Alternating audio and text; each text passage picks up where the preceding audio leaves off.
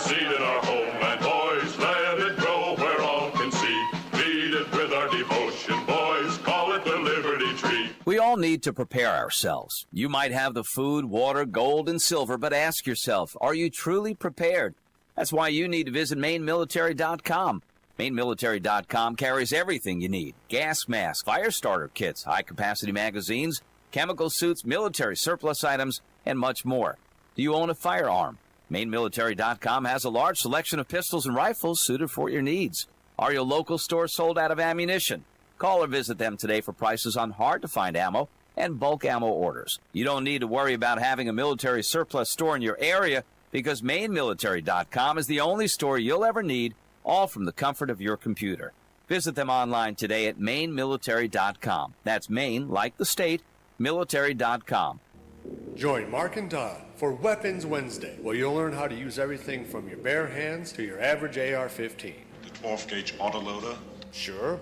The 45 long slide. Yep. With laser sighting. You betcha.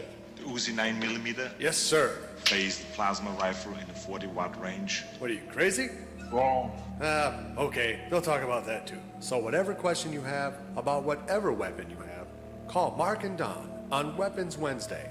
And remember, your mind is your first best weapon. Liberty's Guardian, Guns and Ammunition, a family-owned business located in the heart of Ohio's hunting country. Let us help you find the right shotgun or rifle for you. Or if you're looking for a pistol or concealed carry, we have a nice selection of compact and subcompact pistols for that too. Check out our website at www.libertiesguardian.com. That website again is www.libertiesguardian.com. Go to the website and check out our selection today.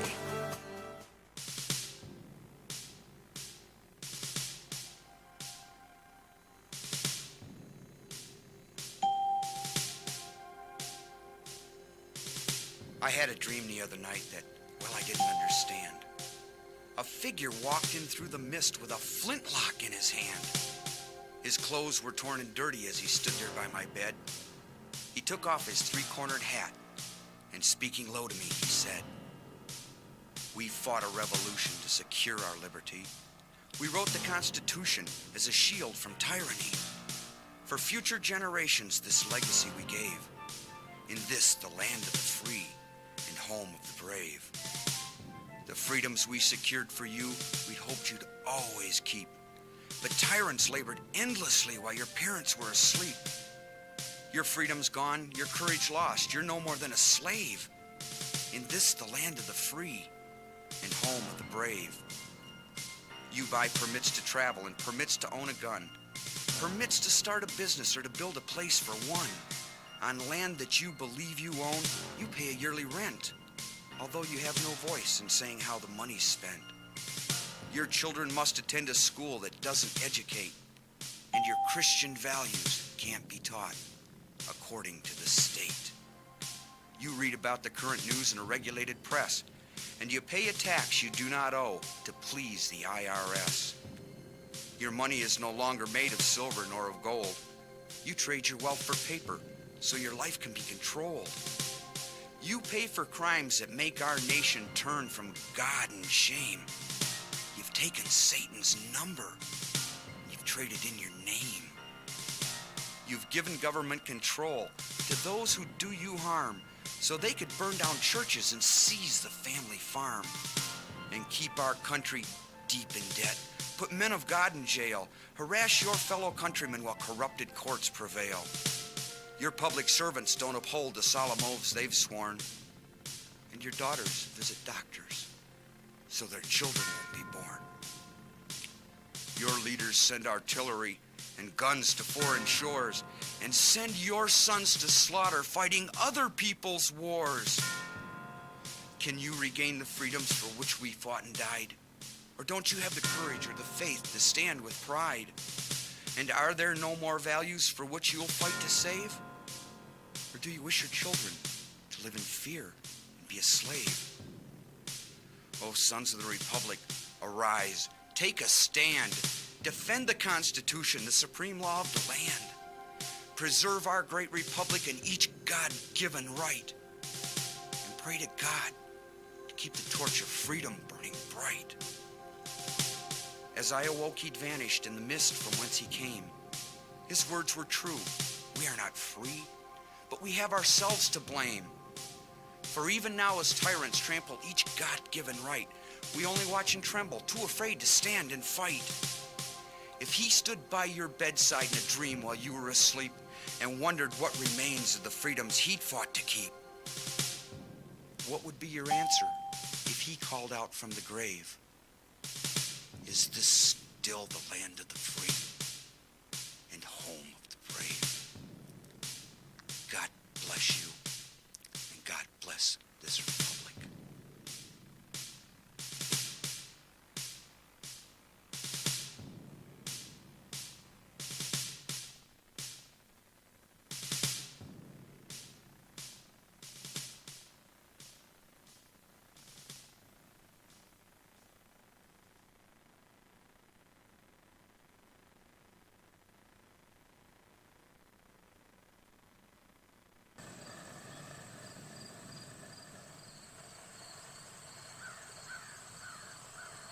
Well, I was toting my pack along a dusty gravel road when along came a semi. With a hind canvas covered load. If you're heading south along this track with me, you can ride.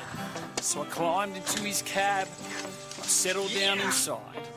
He asked me if I'd ever seen a gun like the one he held in his hand, and I said, listen, mate, I fired all types of guns in this here land. Well, I've shot every gun, man, I've shot every gun, man. There isn't one I'd shun, man, 'cause I've had so much fun, man.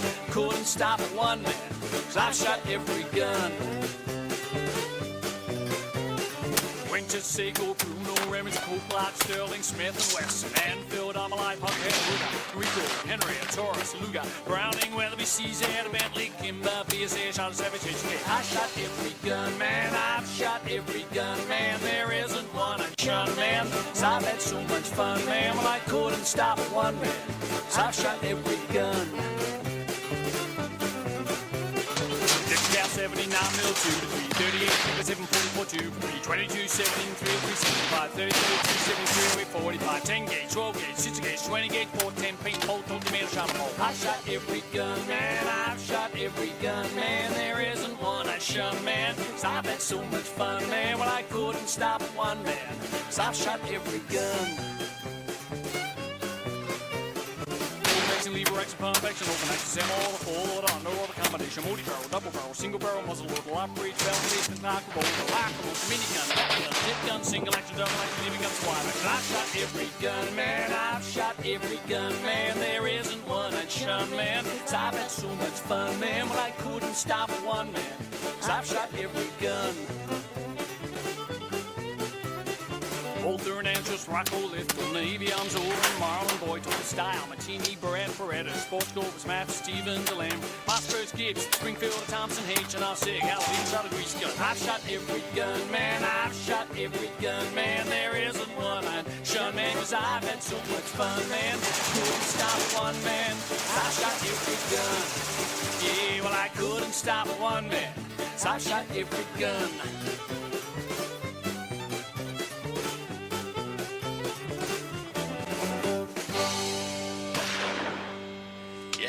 This gun.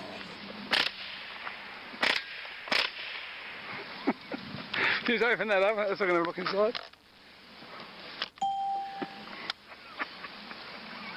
That's ridiculous. You gotta love it.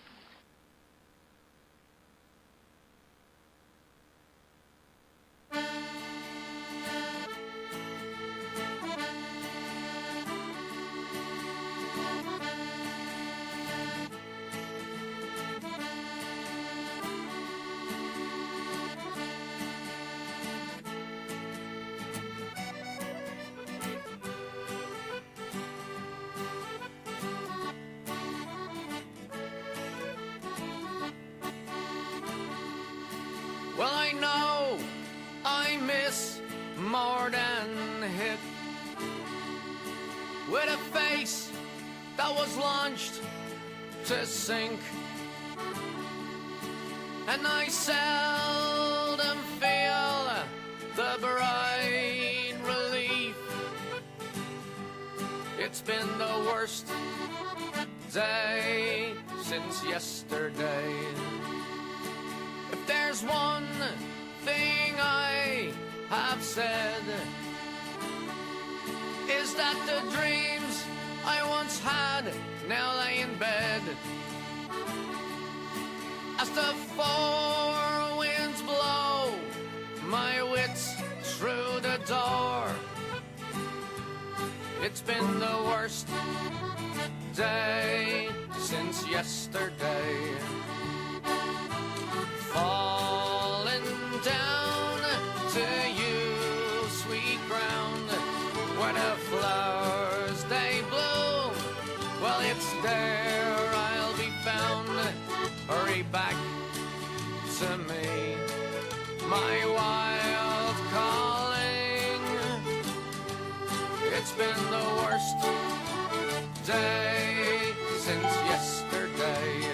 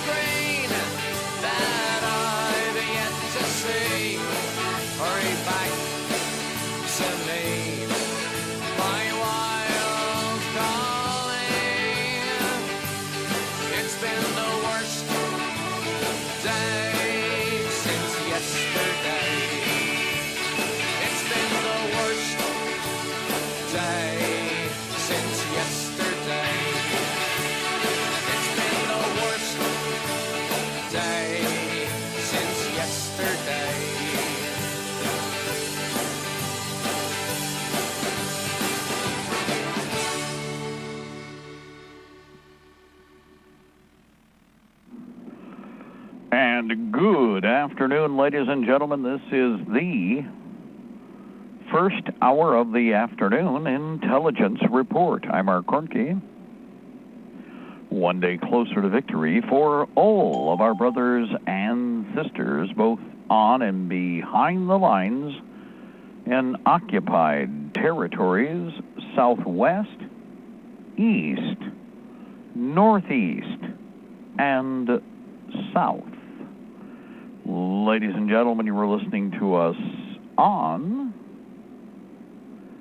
Libertytreeradio.4mg.com. We're also on AM and FM micro stations, CB base stations, and Ultra Net, Hallmark, and Golden Spike technologies east and west of the Mississippi, along with Alaska. Good afternoon to all of our friends out there in the lower 49, which includes the great state of Jefferson, along with CONUS, the outlying two states, the territories, and the clock. It is 5:12 p.m. Eastern Standard Time.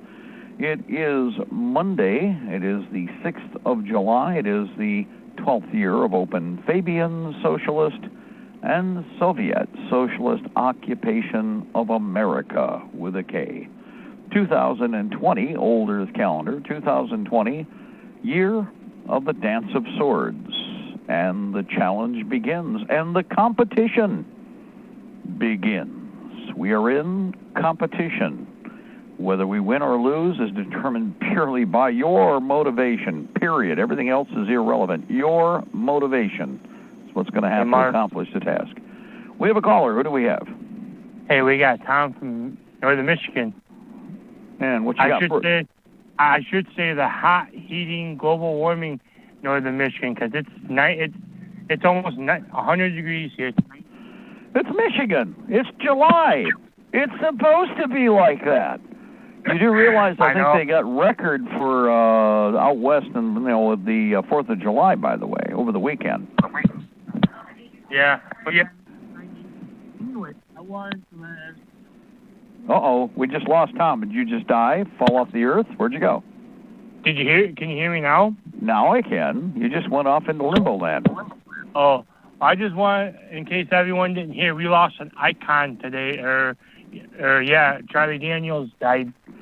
Yep, I just saw that. I hadn't caught it until this afternoon, just before the program here. So I was trying to see. We lost a great icon. I did not see. I did not hear what he passed away from. Did he have a stroke? A hemorrhagic stroke, or whatever they call it. I read about it. A stroke? Yep. Oh, okay. Well, that's. He was 83 years old. Not very predictable. I mean, that can happen to anybody, young and old. So just a little heads up there. And again, patriot-oriented, as he pointed out, if you don't have a gun, you better get one. If you do get a gun, you better figure out how to use it, and you better find friends, because here we go. So, in other words, it's here. Yeah. But, again, a lot of really cool music, and some fighting word songs out there if we actually... Oh, yeah. Yeah, I think I grew up listening to him. And I'm like, I can't believe he. I mean, I realize everyone died, but it's like, man, it's stinks. Well, everybody, we're going to be watching all, one at a time, our friends pass. And again, that's something we all have to expect. And in the process, the most important thing to keep them alive is keep remembering and mentioning them, as we've said many times. I'm pretty sure them's fighting words. Let me see if I can find that, as a matter of fact. Fighting words. Yeah. I think I recall a song that you haven't heard, guys, probably in quite some time. And I got something else, too, to read that while you find it. Okay. A Texan, a Floridian, and a Michigander all die and go to hell.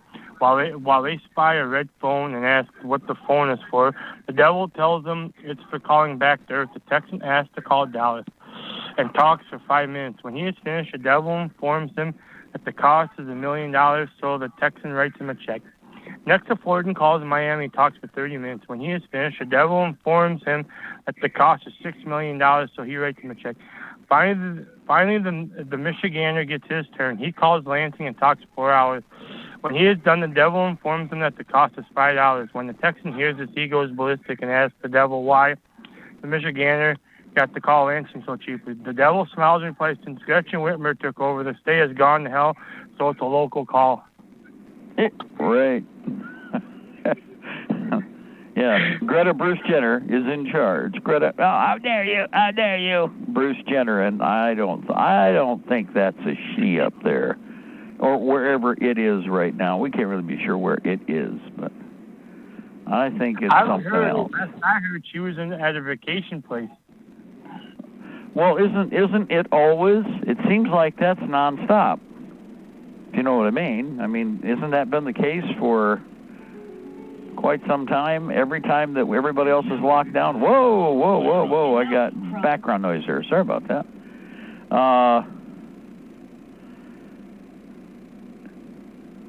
Yeah, as a matter of fact, I seem to recall every time everybody else gets locked down, the Greta Bruce Jenner, of course, always allows itself, he, she, it, to go up to wherever they want to in their little camping niche. In fact, that's the area that they first released from lockdown, because they're right there in their little area of control where they were special and the rest of us aren't. So I don't think it's any different now. And of course, she also left the bars up in the area open, but closed them in like the rest of the state of Michigan. Right, and that's been an ongoing thing with a lot of these operatives. There's a queer bar up there by the governor's mansion, and all the while everything else was shut down. Guess what? Turns out that they left that little faggot bar, that little queer bar, open the whole time. So what does that tell you? Not a surprise on that one. Anyway, be real quick. Did it reach 100 today? Before we go, I don't want to go too far from that. Did you cap 100 or not? You don't know? We got close. We got 2 degrees away from it. It got up to 98.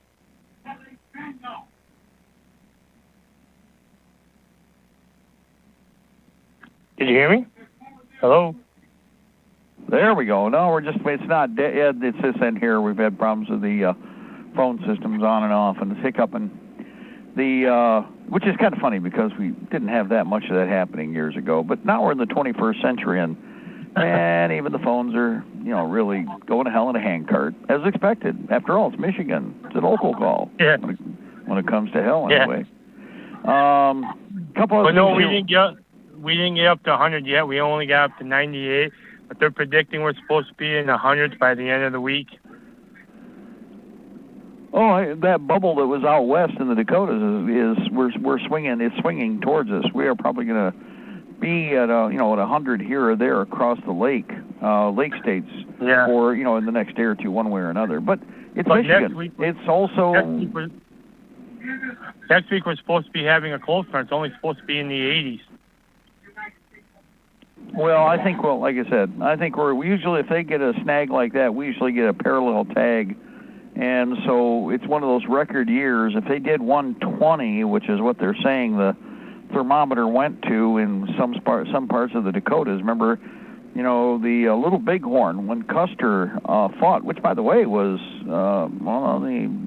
this weekend. When Custer fought at the Little Bighorn, it was the hottest day on record for as long as they had been recording it in those areas. And what's interesting, of course, that's one of the big stories about the Battle of the Little Bighorn, is that on the one hand, Custer, of course, was wiped out, but Reno, once he was hit and fell back to the heights just over the encampment / the river, that he dug in. Well, that was really good. I mean, he survived longer, and he actually survived the whole action. His troop did, but they were dying of thirst. The temperatures were so extreme, and the wounded, of course, were in need of water. So the Sioux were able to sit and wait, and when the soldiers would try to sneak down to get the water, well, one or two of them actually did make it with a number of canteens, I could never figure out. One of them had like a whole, it looked like he was a Christmas tree. He had so many canteens hanging from him. And not only did he get down to the water, but he got the water and brought it back, which is really amazing. And I believe he was one of those, either got like the Medal of Honor or was something comparable, which is interesting because Reno's troop, of course, was vilified because they didn't go, quote-unquote, help Custer. Well, they were cut off. But dug in the way that they were, they survived the action, but with a lot of people lost to heat stroke and or dehydration because they were already, slashed, shot, or whatever. So just a little point in history here, guys, and why we always talk about carrying extra water, lots of extra water, especially this time of year. Another thing we've also got to remind everybody, if you're going to go out and about, prehydrate. Drink a couple of big glasses of water before you take off. Fill up something to take with you. Drink all of that while you're en route, and throw moisture back in the system. Because trust me, you're gonna sweat it all out, along with whatever minerals and whatever else you have in the system too. So you got to be watching on that one. And it is a condition. I mean, if we go to a battlefield situation right now, and it's as likely as not with all the things that we have been seeing, I mean, you're not going to get to pick when this kicks off. It's just going to be, when it does, throw gasoline on the fire. This time of year, that's not hard to do, and it won't be hard to keep things cooking. Just nobody will enjoy the miserable conditions of the battlefield. Everybody wants that middle temperature with reasonable air conditioning, and that just isn't going to happen. It's not going to work that way. So for everybody out there, again, a reminder, prehydrate and carry all the water that you can.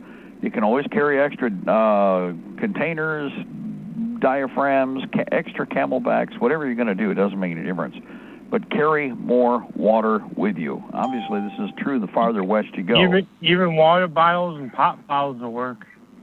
Right. In fact, pop bottles are great. They're, of course, they're better than most of the water you'll buy off the shelf, which has tendency to be in the thinnest hull possible because it's not really under pressure. That's why they can do that. Pop bottles have to be built to actually, deal with carbonation. So the cool thing is that when it comes to using them for water bottles, they're actually more resilient. They're tougher, and they take a better bounce. So least likely to be damaged. So if you're going to do auxiliary, emergency canteens or spare, stuff canteens, grab those pop bottles, fill them up, make sure that they're, distributed so your weight is a little more uniform, and then get on with the mission. And that is especially important. Another thing, of course, now I know I've got 50 million images, and there's been dozens and dozens of videos of the Black Kill All the White People militia down at Stone Mountain. Tom, I don't know if you've seen any of that. But for everybody out there,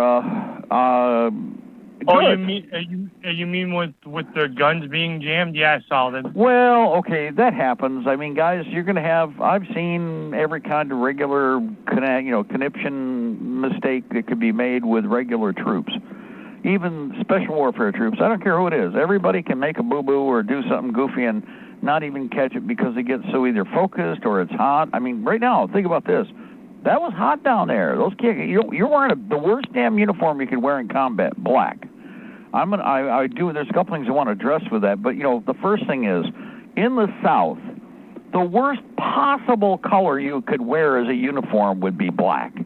I can't believe all these idiot cops that are wearing these black uniforms, but it's part of the, Israeli barking dog intimidation interior police of the communist KGB stuff, guys.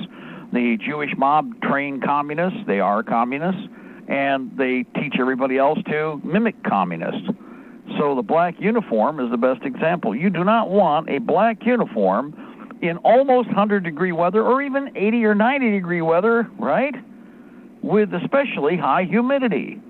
So that kind of creates brain fuddling to begin with, which most people really don't, think about. The pictures don't give you the environment. They're in Georgia. Georgia is hot everywhere and muggy everywhere. So guess what? That was not a comfortable experience for the Black Kill All the White People militia that were down there. I don't even care what the acronym, what they came up with. Here's how it works. Antifa wears black. Secret police with the Fed wear black. Government police with departments that get lots of federal money wear black. Let's see. Black Lives Matter wears black. The Kill All the White People militia wears black. Foreign troops that have been trained by the Israelis, the same as the punks, here are the knuckle draggers, wear black. Do you see a pattern here? All of them are government employees. All of them. They all work for the same kosher mafia agenda. So, we do not want to wear black. I recommend that you all have a black uniform. I believe that we'll strip all the enemy dead of what they've got, but that's for infiltration and exfiltration uses, guys. Remember, you always want at least one, everybody, one uniform, especially unconventional. You want one uniform that's going to create some confusion. If you have to exfiltrate, remember, if it's harder for them to friend foe something, you're in great shape, might survive. Again, smile and wave rather than grimace and shoot. Be amazed at how far you can get by doing that. But we do not want the black equipment as our first choice and our black gear for the very reason we see here. Number one, horrible in the summer. Number two, not a very good camouflage pattern in the winter, is it? Any color but black.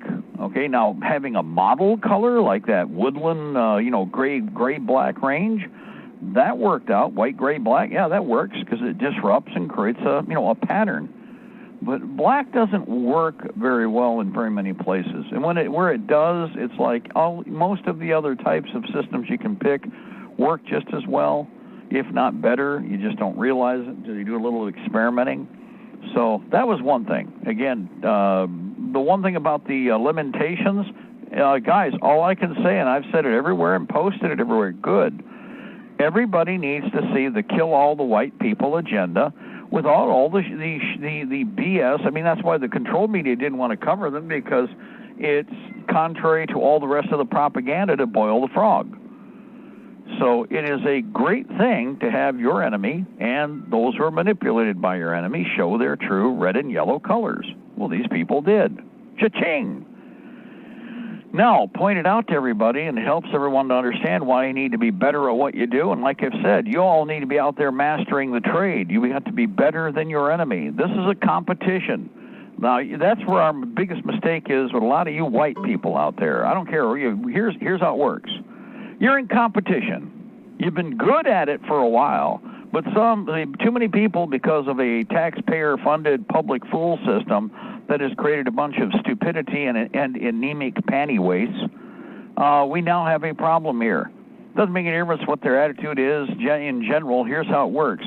You're white, you're in competition. You're black, you're in competition. They don't like that, so they want everything for free, and they don't want to have to actually work for it.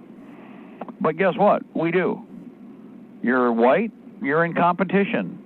Everybody else is wanting to kill you to get your stuff. Now, when they get it, they won't know what to do with it, and it's like Detroit. They'll burn it down, and they'll shred it, and then they'll lament about how you planned it that way. It's your fault. Why don't you make some more so that we can suck off you for free some more? Why don't you build so we can steal? Why don't you give us more places to steal in? You are horrible, blah, blah, blah, blah, blah. No, we're not. We're producers. And because of that, we all need to have an attitude. We're in competition with an enemy that is dumb as a stinking box of rocks and obviously, likes being used and knows it's being used. Let's make no mistake about this. The characters that are doing this, they know that where that bump is behind the curtain, that is the oi boys that are doing all this, that's the ones who coached them. And the farther up the feeding chain with regard to the kill all the white people crew, they absolutely know who's paying the bill. They actually know which of the Jewish mobs and which mobsters they're kowtowing to. Beyond a shadow of a doubt. Make no mistake about it. So you are in competition. You better get better at what you are doing right now. Better get better. Better get good at pretty much everything. But most important is master the trade, the art of war. And at the individual level, no, you don't have to be special forces. But, in fact, you don't have to be special anything. You're special enough just being an American, okay, as far as being an American fighting militiaman. But you have to perfect your skills. Embrace whatever system you choose. I am not going to be there to, the country's too big. I can give you some recommendations, and I will say again, 5-man fire team, 10-man squad. Why? Well, because we are based on the 10 system. Look at your hands. Now, if you heard The Simpsons, you'd be missing a little finger, and then you could say 4. But that would be 3 with an opposing thumb, hopefully. I don't know what cartoon character they came up with. Some of them don't have thumbs. That kind of doesn't make any sense, but what the heck. Anyway, fact of the matter is with 5. 5 is easy to relate to, understand, and again, for the type of operations that we're involved in, 90% of what we're doing, 95, is going to involve specific platoon, company strength formations, either in the unconventional, paraconventional, or conventional theater. Whichever area of operation we're involved in at the time as we develop. Now, one of the most important things to remember here is that the individual must be developed first. For everybody who's I got to find an army, I need 15,000. If you can't do anything else, there is more than sufficient data out there, information, training, development films that people have done just on the basics, just on a blowout kit. Let's just go from medical, keeping yourself alive. Well, I want to shoot a gun. Well, of course you want to shoot a gun, and you will do a fine job once you have perfected those skills. But once you are in range and can shoot somebody else, well, then you are in range and can be shot by somebody else. So all of the other applications of knowledge, working knowledge, need to be applied. Cover and concealment. The ability, again, to mark on a target faster and focus and put a bullet on target once. You do not need to burst fire. You need to hit first round, one round. And if they're closer, if you want to double tap them for the fun of it, go right ahead. But remember, accuracy and range. We hit them farther out. We don't have to hear them scream. We don't need to see them bleeding. We will see enough of that pink mist and chunks of watermelon flying off of the head or whatever, or torso, body, whatever. But the fact of the matter is that you need to develop these individual skills, not just in the offensive element or defensive physical force element, but the other supporting element and components that make up the truly balanced militia warrior that you need to be. Medical support is especially critical. Understanding body maintenance, because you are a machine. There are things right now you're going to get as you get older, you'll find out. things don't repair as quickly. So we need to be fixing on and focusing now so that anybody who's a younger soldier, younger militiaman, is going to be competent into older age. We've got to protect as much of our material trust, our personnel, as we can. And that means all of you need to pitch in. We need medical personnel. We need medical units. Right now, I've got 5 ambulances. I had 3 when we were finished on Friday.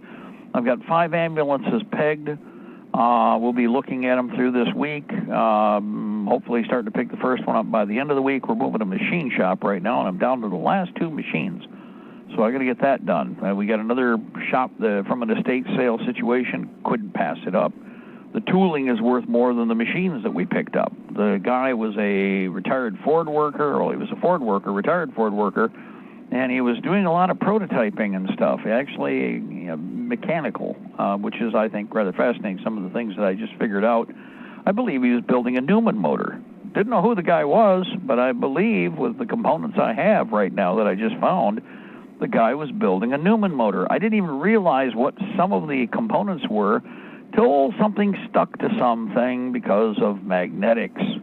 And it's like, oh, now I recognize this.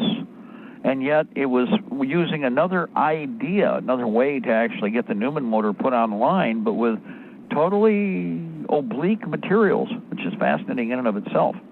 Anyway, ambulances, medical support. We need more medical units out there. Now, this is what I'm looking at with an ambulance, though. Don't think of the ambulance as an ambulance for transporting personnel. That's not what it's for. The ambulances will become forward mobile aid stations. We want to look at the ambulances being able to support immediate casualty off the vehicle, anywhere from 10 to 20 personnel. This includes lift capability to get them on some kind of board or stretcher. We then have support vehicles that are going to be assigned to the ambulance unit as a forward station, and those are the transporters. Now remember, if we have a transportation infrastructure, which we will, a lot of the vehicles that are going to the rear, they may be coming forward as supply. They be going to the rear empty? No, they'll be going to the rear with casualties. The idea is that any time that we can double up or, take and move personnel to get them out of harm's way, get them back to the rear as quickly as we can into our system, the better off they will be, and the sooner we can turn that fighter around to get him back into a combat situation. Oh, I'm sure you won't want to hear that. But on the other hand, there's no retirement from the war that's coming. There is none. There is no getting away from, okay? So it's not going to work that way. I know Ed's probably kind of busy there, but I'm going to see if I can. I was looking for a particular Charlie Daniels song, and since unfortunately Charlie Daniels passed away today, it happens to us all, but trying to see if I could find the Charlie Daniels Band. Oh, no, that's Trace Atkins. I do not want you. I do not want somebody else. I want... Oh, what in the heck? Some things just piss you off after a while when you do something like, okay, try to do 2 things at once. Let's see, there we go. Let's do it this way. Let's try it. And let's do it, Charlie Daniels. Throw the dart and see what we get. By the way, Charlie Daniels' final interview in 2019 is posted. And... for everybody, of course, he has passed away, if you don't know that. He did a whole series of pieces in the 70s, and I'm trying to find them. I don't need The Devil Went Down to Georgia. We all know about that.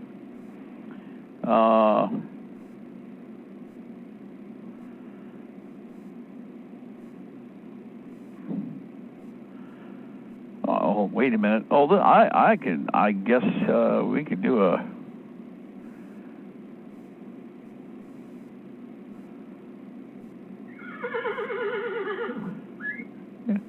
Yeah, let's do this one. Edward, if you could.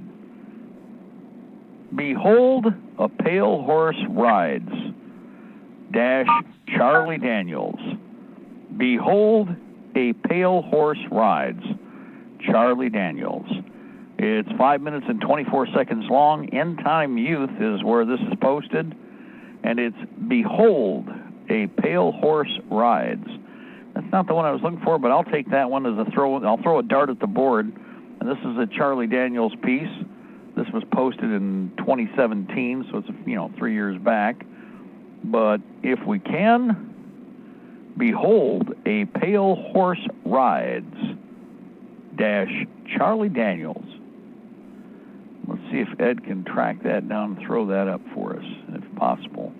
Meanwhile, I'm going to remind everybody again, we are headed towards conflict. One of the other things, I know I have had everybody asking the same question about ammunition. I don't think there's anything you're going to be able to do about that, boys. Whatever's out there is out there. There are a few pools here and there. If you can't get your flavor of the day 5.56 ammo, you're going to have to take the next best thing. No, I wouldn't be spending $30, $40 on a 20-round box anything right now. If you can't get it from one source, choose or go to another projectile, but go to a ball round if you can. And I know there'll be argument back and forth the moment I say that, but here's how it works. You need more. You need volume. And by the way, if you slow down and you don't burst fire, but you aim and you hit, you put one bullet on target and you aim for the groin and you knock out that whole motor section, that bullet was enough. You need to be remembering that we need to start the one bullet, one communist right from the get-go. We don't wait till we're in trouble and we're short on ammo. We're not short on ammo yet, but we are going to be again. If we don't pay attention, we're going to be depleted real quick here. And son, we don't need to be dumping 30 rounds on a target and hope to hit. We need to put a bullet on the target and know we hit. That's the difference in attitude. We're going to make first round hits. That should be the goal of every one of you riflemen out there, all of you militiamen. Hit it. I did see a bunch of the images. A couple of things I'm going to remind everybody. Again, the character that was carrying, for those of you who don't know, one of the Kill All the White People, black organization that was on the street down in Stone Mountain. Of the many, many, many, many pictures, apparently the guy had actually loaded a 22. It's a 22 AR-15. One of the 22 conversions or a 22 top end, whatever. And the bolt was jammed with a round actually stuck in the chamber, which, by the way, better ammunition and weapons discipline is truly needed. But it isn't the first time I've not seen something like that. I've seen worse, far, far worse, although some of it has to do just plain with damage to the firearms. In this case, well, remember it's a 22, and it's one of those situations where people in their excitement, especially in a situation like that, no, they're not being shot at, but they're all pumped up, they're all rubbing off each other's, energy there. And now they're getting ready to chant, kill all the white people, kill all the white people, kill all the white people, and they're out there in force. Things happen like that. It's like the couple when everybody was yapping about they had their fingers on the triggers. They were really horrible discipline. No, the only reason they were alive the first day is because of exactly what happened, the way it happened. If you try to show any of that restraint or any other garbage, that woman definitely was not going to let you mess with her curtains and destroy the living room. That's why she had that pistol up there, and she had enough energy and adrenaline rush going on that she kept that pistol with that little bent arm right up where it needed to be and pointed right at who needed to be pointed at. And yes, she had her finger on the trigger the whole time. Get over it. You know what? She was around the next day. There's a lot of people that thought they're going to be politically correct or safety conscious correct. They're dead now. They're very dead. A whole bunch of them are dead. There's so many dead, I don't think we're not going to find out, like I said, for months about how many people have been killed by the knuckle-dragging Black Lives Matter / communist agenda with Antifa / the communists in the United States until way after this is done, because the government wants to play it down where the cops failed you, and a lot of people died because they kept calling for the cops, and the cops just didn't show up. And eventually, more people will be able to cross notes and will go, oh, man, this is bad. What happened to that couple, Mark? Well, this last couple of days, of course, over the weekend, they came in to attack, or at least they crowded up by the fence. They were trying to make it look like, see, it's futile to resist, but apparently they kind of put the call out and bought mercenaries. But they paid probably, I guess they had to pay probably a little more of an exorbitant price, but they found people to get on the ground. They boarded up the first floor windows and then waited out to see what was going to happen. But I don't think everybody was too excited because this time around nobody was going to be surprised. Hell, even if they were by themselves, nobody was going to be surprised. They knew they were coming. And with all the flap and yap that they made, they did show up, but they apparently did not get past the gates this time, or the new gate, whatever the hell they did for a gate. I don't know if they replaced it with something better. Looked like the same old gate that was there before. If that's the case, didn't take them much to bust through it. But and again, most of the characters that showed up were communists. There were lots of pasty-faced white communists. So just for a heads up there, plenty of black nationalists / black Soviets / whatever, but just as many of the either Israeli communists, which they will tell you that they're Jewish, they're not white, or the racially challenged whites who don't have a clue and basically the public are a public fool system product. So as far as we know, they made it through the weekend, but they made it through the weekend because they figured, well, got to shoot somebody, and they reinforced that, which is good. Now a lot of other people tried to play politically correct. Well, they're not with us anymore. So that should tell you right there what worked. That worked really well, as a matter of fact. So they're still in place as far as we know. And again, I haven't seen anything change. I think they've made that a non-issue because they thought they were going to come back up and do the thuggery on the couple. And because they did know that they were Democrats, they probably figured they were spineless. And I would say this, too, that those are a couple of Democrats / lawyers on top of everything else. And by the way, dealing with the police for a long time, protecting and actually doing mostly cases with blacks versus the cops. And so it's fascinating that the very group that they repeatedly tried to, quote-unquote, help is the group that pissed on them over this last several days. And the other group, of course, that, the lawyers pissed on, they didn't want to show up and basically told them so. So it's a fascinating formula here. Like I said, this is the greatest of convolutions and confusions that we could ask for. Now, I think they had their epiphany because apparently I don't believe they could, if either of those fools ever opened their mouth about being anti-gun again, if they ever are stupid enough to do that, then somebody just needs to pull those pictures of them out with those miracle pistol and that miracle AR-15 with a 30-round mag and ask them, where'd you pull that out of your hind end? Well, I meant it's only for you peasants to not have guns. Yeah, I can see that. Well, obviously we peasants need them too, so not just the people that are the inner city landed gentry that finally did step up to the plate. I got to say, they stepped up to the plate. I'm not going to ridicule them on that. I just think they're hypocrites because I'll guarantee in other circles they tell you about how they were anti-gun, but only because they want you to be disarmed, not them. That would be the difference. So, heads up. Anyway, as it is for all of you with what we just saw down in Stone Mountain, this is why the controlled media really doesn't want to dwell on it for obvious reasons. I mean, they had ample opportunity over the weekend. But if they do, then a lot of people are going to go, so they're screaming, kill all the white people, and they want to cry, do the crackers this, and kill all the white people that, and they were spitting on the 3%ers, and they were spitting on everybody, and, where are you? We're in your backyard, blah, blah, blah, blah, blah. And it's like, well, you're not in our backyard, because if you were, well, like I said, I'm to the point where dumping rounds on them in a formation like that is going to be natural.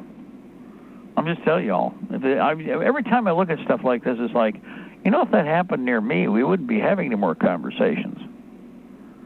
It'd be more like, boom, boom. Yeah, wow, it's time to set off the homemade claymores. Whoop, whoop, whoop, whoop. And by the way, they're running in the other direction, and that's where the second kill zone is, and whoop, whoop, whoop, whoop, whoop, whoop. And whatever's left, pick off with small arms fire. That's just me. I mean, I'm to the point where I don't care. I don't look at the characters. You saw the kill all the white people crowd that was there, and the cops that were there, because the cops are there supporting them. And heard everything they were saying. It was okay. Now, of course, they weren't there to. They would be right in anybody's face who got in their face, guaranteed. So remember, the cops escorted that whole operation. They tried not to show much of that, because they were saying how they hate the cops this and they hate the cops that. but they got a cop escort to do their thing. Yeah. Hello, Mark. Go ahead, caller. Jump in there. Mark, very good subject matter on this Stone Mountain. Now, I've got something that I'd like for you to look at. I'm not sure what all you have actually seen on this Stone Mountain situation over the weekend. I've got a link that you can go to that's got the whole shaboodle with video and the whole 9 yards.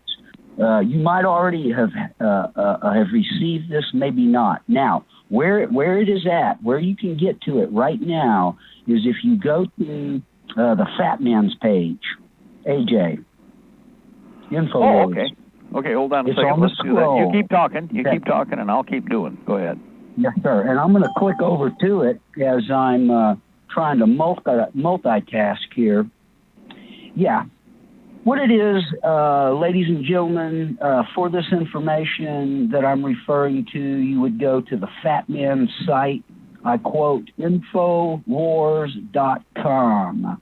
Okay. On that opening page, begin to scroll down. I just scrolled down moments ago before I called in, and I had to, they've posted some other things on top of it, so you'll probably have to scroll down until you see load more. Okay? So, go down and, okay.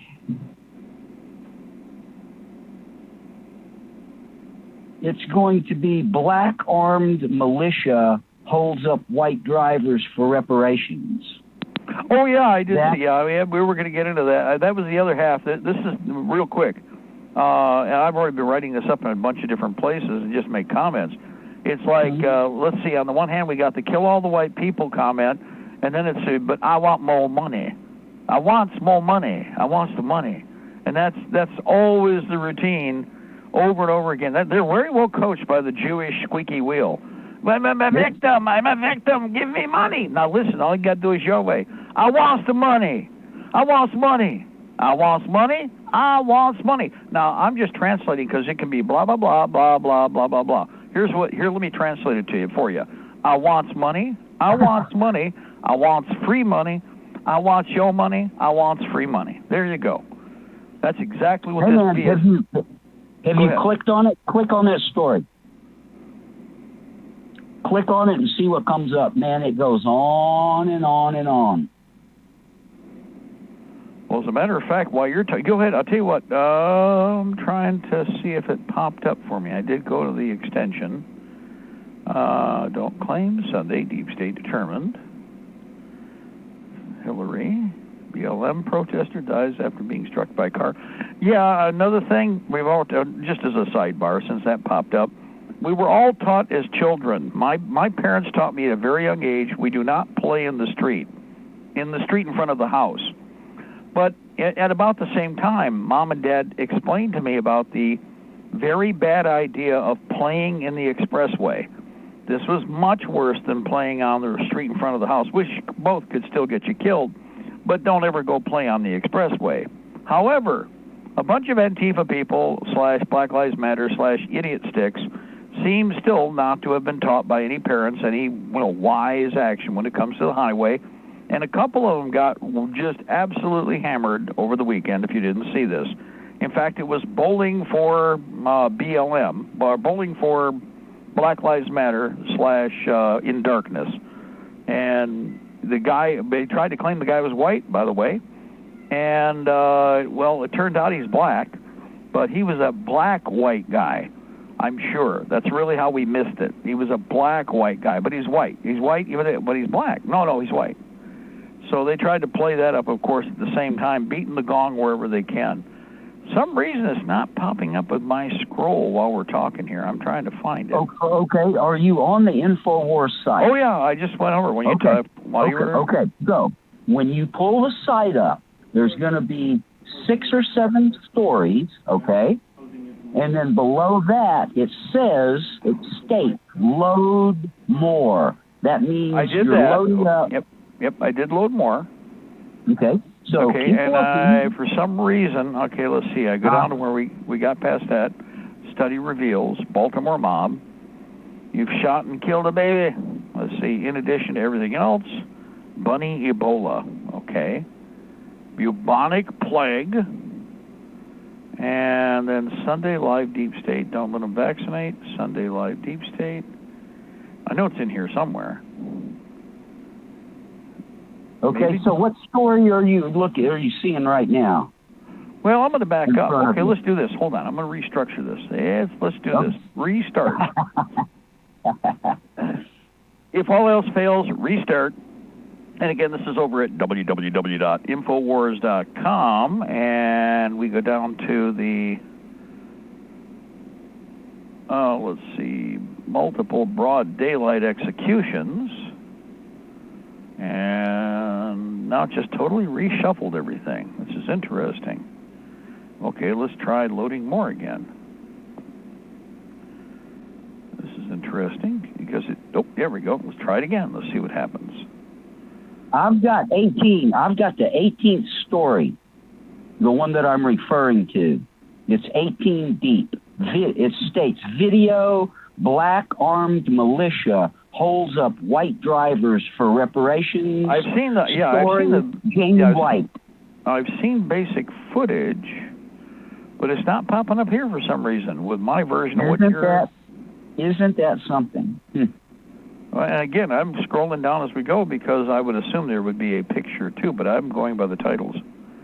See, I counted she's down. in danger. We're in your house. BLM protester dies. I would ask the caller when he brought it up, because it may. Alex Jones does shift stuff on his site. Sometimes it does end up disappearing, even on InfoWars. Right. You may want to refresh your page and see if you can find it. Right, that's what I'm saying. I'm being patient, but it could be. I don't know what his algorithm is for when you do go to the page. It probably when you get back into the inventory, it may do a shuffle like a lead page. Anyway, I have full confidence. Go ahead and I know what you're talking about. I listened to the characters when they were doing this. There's about 100 different videos that are out there where people have reposted, whatever. The one you're talking about, if you pay attention, the characters saw, well, we got to get reparations. He's got 2 rifles in his hands. He's got them at belt line level. He's holding them in low port, and he's talking or yapping at the guy who's stuck at the stuck on the road there because they've got the cars blocked. And he's talking all about how he should be expecting money, and he needs reparations. And it's like, well, I want more money. That's all there is to it. So it comes down to it's just the usual criminal BS we've heard for 50 years. They can't get up off their own dead ass and do anything. And, of course, it's much easier to do the broken record, the squeaky wheel gets the oil. I'm telling you, they learned from the Jewish mob that trained them.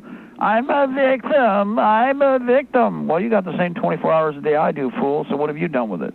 I'm a victim. Give me money. Only they just, give me money. That's the difference between the two. I don't see either one as being one parasite over the other. It's like, the same bathtub. Go ahead. Mark, we've all been duped. All of us. Every human living thing on this planet has been duped by the Dark One, okay? That's what's behind all of this, okay? Through Hasatan's manipulation of man. That's how it started, that's where we're at now, and that's how it will end, okay? This is a very, very serious situation that we've got going here. And those videos in this particular article on how many of them are all together and the concise story, the one by Jamie White, okay, on the Fat Man site that I'm still looking at right now. It's a very serious situation. There's hundreds of them guys out there. They are sponsored. We've said this forever. This is not new. They are locked and loaded. And, brother, it's shape of things to come. Now, look, I've managed to only be able to do 3 shows in the last 4.5 months, okay? Not one this past weekend, but the weekend before, and there's some of the biggest in the state of Texas. You know what I witnessed in those shows? About 40 to 50% of the people that are standing in line wrapped around the buildings on both days, all 3 weekends, okay, 40 to 50% of them are black. You hear what I'm saying? Okay? And then you've got about 35% that are going to be Caucasian, and I'm going to kind of categorize it about 20% Hispanic. Over? Okay, wait a minute. You were talking about shows, as in gun shows. Oh, gun shows. And well, night shows, the biggest in the state of Texas. Yeah. Okay, I get it. Yeah, I expect that now. The problem is what's left and available. I've been watching this. No, wait a minute. I got to remember, I'm near Detroit. You just described it. You know what's been going on in Detroit forever. I know exactly where you're at. Yeah. Exactly. So my point is, okay, no matter how we look at this is coming. I have no problem with it. I'm going to say what I said before. Good. I don't have a problem with this. We're at some point you're either going to drag this out to in your 80s. I don't want to wait till my 80s. We need this right now. In fact, with every passing day, we're getting farther past what will be our fighting prime. Other people will have to pick it up, but we're ready to actually do this. And it's time to do it. And by the way, if we fight, whoever it is they throw it on the road, the cops will be there next to them, just like what you saw this weekend with what they did down there at Stone Mountain. They kept trying to avoid showing the cops that were there to make sure they were okay.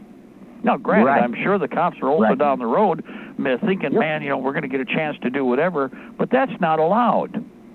That's not been allowed every time. Every time they've initiated a part of this, they've let them go right ahead with whatever they want to do. I don't care if it's Seattle, Minneapolis, St. Louis.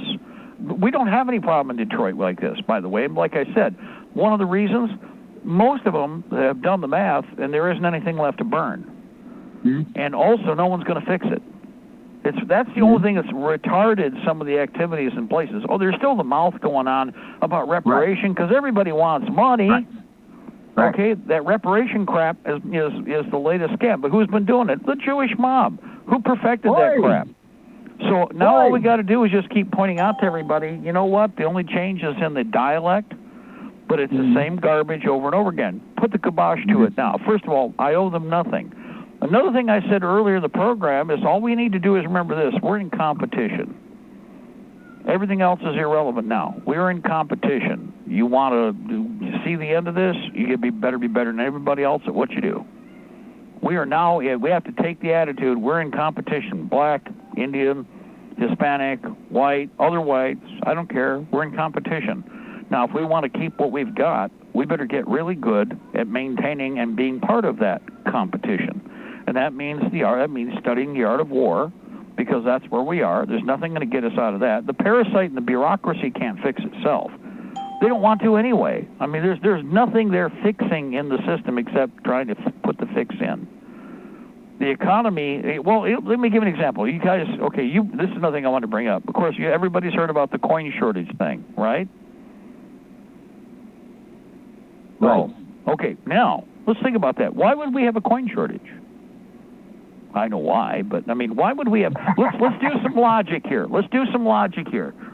The U.S. Mint, the Treasury. Okay, there's two groups. There's paper printing and there's striking of coin.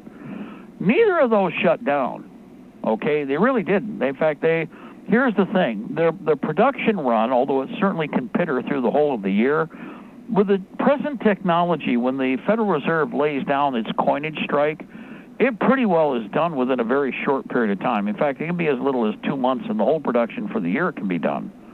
Now, for 3 months out of this year, nobody was spending anything as far as cash goes, because a whole bunch of people, especially a lot of people who really do have money, plopped their arse down in their houses, were chewing on their toenails, sitting over in the corner, drinking a broccoli shake and singing "I Wish I Were an Oscar Mayer Wiener," while being terrified of anybody sneezing, coughing, or even looking at themselves in the mirror and breathing on themselves. The backwash from their own breath would probably kill them, which it might anyway. But as it is, these characters weren't spending anything other than digits. Why? Well, because remember, guys, think about this. They had everybody already doing the cashless society thing. They had to use plastic. which means that all of the currency, and again, there's only 3 steps to this. It goes from the strike or from the print to the Federal Reserve. The Federal Reserve distributes from those Federal Reserve banks the cash that everybody uses. Since nobody was using any cash, there should be a surfeit, an excess.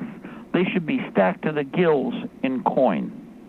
Now, the only step after that is the customer request for the coin. They transfer digits from an account, goes through their bank to the Federal Reserve.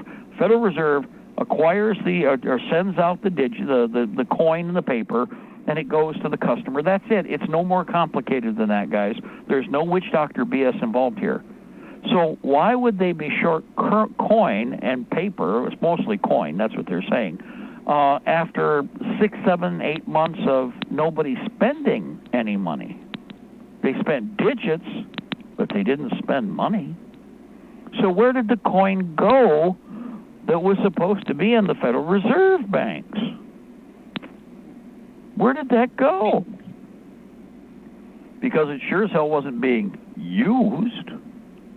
Nobody's been using it. I mean, I did. I have. I mean, I don't use, we use a card for some of, but we use cash or, again, whatever as needed. But it's like, this is like alien, to say the least, when you ask people about the math. However, it's tied right into all the rest of what they're trying to do to keep everybody confused. Let's do this. I think I heard Phyllis. Everybody stay right where you are. Let's go take a break. We're at the top. No, we're past the top. We may way past the top. God bless our republic. That's the New World Order. We shall prevail, ladies and gentlemen. The empire's on the run. And we are on the march day and night. And don't forget that your life or your best friend. We'll be right back here in a few minutes. Hug your shotgun also. For everybody out there, guys. Prepare ourselves. You might have the food, water, gold, and silver, but ask yourself, are you truly prepared? That's why you need to visit MaineMilitary.com. MaineMilitary.com carries everything you need. Gas masks, fire starter kits, high-capacity magazines, chemical suits, military surplus items, and much more. Do you own a firearm? MaineMilitary.com has a large selection of pistols and rifles suited for your needs. Are your local stores sold out of ammunition? Call or visit them today for prices on hard-to-find ammo and bulk ammo orders. You don't need to worry about having a military surplus store in your area because MaineMilitary.com is the only store you'll ever need, all from the comfort of your computer. Visit them online today at MaineMilitary.com. That's Maine, like the state, military.com. Join Mark and Don for Weapons Wednesday, where you'll learn how to use everything from your bare hands to your average AR-15. The 12-gauge autoloader. Sure. The 45 long slide. Yep. With laser sighting. You betcha. The Uzi 9mm. Yes, sir. Phased plasma rifle in a 40-watt range. What are you, crazy? Wrong. Okay, they'll talk about that too. So whatever question you have about whatever weapon you have, call Mark and Don on Weapons Wednesday. And remember, your mind is your first best weapon. Liberty's Guardian, Guns and Ammunition, a family-owned business located in the heart of Ohio's hunting country. Let us help you find the right shotgun or rifle for you. Or if you're looking for a pistol or concealed carry, we have a nice selection of compact and subcompact pistols for that too. Check out our website at www.libertiesguardian.com. That website again is www.libertiesguardian.com. Go to the website and check out our selection today.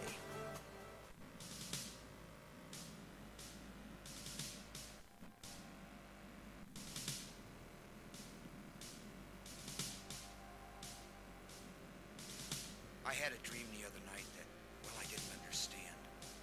A figure walked in through the mist with a flintlock in his hand. His clothes were torn and dirty as he stood there by my bed. He took off his three-cornered hat, and speaking low to me, he said, "We fought a revolution to secure our liberty. We wrote the Constitution as a shield from tyranny. For future generations, this legacy we gave. In this, the land of the free and home of the brave. The freedoms we secured for you, we'd hoped you'd always keep. But tyrants labored endlessly while your parents were asleep. Your freedom's gone, your courage lost. You're no more than a slave. In this, the land of the free and home of the brave. You buy permits to travel and permits to own a gun, permits to start a business or to build a place for one. On land that you believe you own, you pay a yearly rent, although you have no voice in saying how the money's spent. Your children must attend a school that doesn't educate, and your Christian values can't be taught according to the state. You read about the current news in a regulated press, and you pay a tax you do not owe to please the IRS. Your money is no longer made of silver nor of gold. You trade your wealth for paper so your life can be controlled. You pay for crimes that make our nation turn from God and shame. You've taken Satan's number. You've traded in your name. You've given government control to those who do you harm so they could burn down churches and seize the family farm and keep our country deep in debt. Put men of God in jail. Harass your fellow countrymen while corrupted courts prevail. Your public servants don't uphold the solemn oaths they've sworn. And your daughters visit doctors so their children won't be born. Your leaders send artillery and guns to foreign shores and send your sons to slaughter fighting other people's wars. Can you regain the freedoms for which we fought and died? Or don't you have the courage or the faith to stand with pride? And are there no more values for which you'll fight to save? Or do you wish your children to live in fear and be a slave? O sons of the Republic, arise, take a stand. Defend the Constitution, the supreme law of the land. Preserve our great republic and each God-given right. And pray to God to keep the torch of freedom burning bright. As I awoke, he'd vanished in the mist from whence he came. His words were true. We are not free, but we have ourselves to blame. For even now as tyrants trample each God-given right, we only watch and tremble, too afraid to stand and fight. If he stood by your bedside in a dream while you were asleep and wondered what remains of the freedoms he'd fought to keep, what would be your answer if he called out from the grave? Is this still the land of the free and home of the brave? God bless you, and God bless this republic.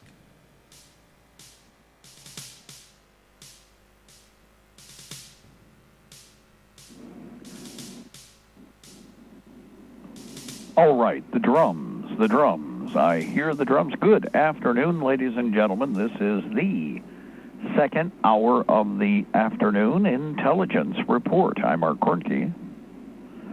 One day closer to victory for all of our brothers and sisters on and behind the lines in occupied territories, southwest, north, east, and southeast. Ladies and gentlemen, you are listening to us on Libertytreeradio.4mg.com. We're also on AM and FM micro stations, CB base stations, and Ultra Net, Hallmark and Golden Spike technologies east and west of the Mississippi, along with Alaska. Good afternoon to all of our friends out there in the lower 49, including the great state of Jefferson, along with CONUS, the outlying two states, and the territories. It is Monday. It is the 6th of July. It is the 12th year of open Fabian Socialist and Soviet Socialist occupation of America with a K. 2020, Old Earth calendar, 2020, the Dance of Swords. And it begins. Anyway, it's been warm. It has been classic Michigan summer. After all, it is the 6th. And because of that, you're going to get muggy, you're going to get hot, and you're going to get sweaty. And we did yesterday, and the day before that, and the day before that.